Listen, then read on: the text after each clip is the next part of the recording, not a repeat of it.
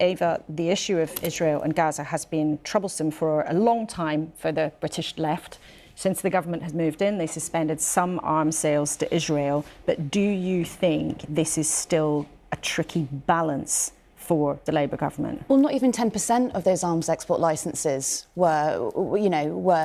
It's absolutely extraordinary. We're talking about dither and delay with supplying weapons to Ukraine. We have no problem at all with continuing to supply weapons to Israel that are being used to flatten Gaza. And the reason that we don't mind that is because Russia is a nuclear power and, well, quite simply, we don't have that same threat from Gaza or Palestine. This is an extraordinary, tricky issue for Labour because they're not being bold enough. They're not being brave enough.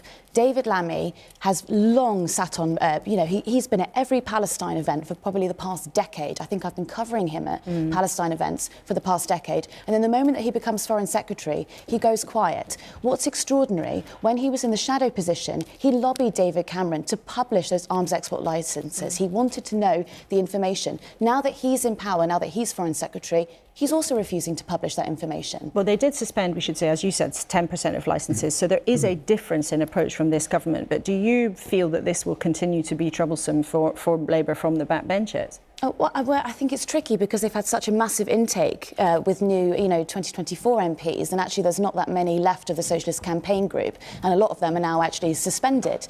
But we don't have an election coming up anymore, so it's not so much of a threat. So the Stormer Troopers may be quite obedient for now.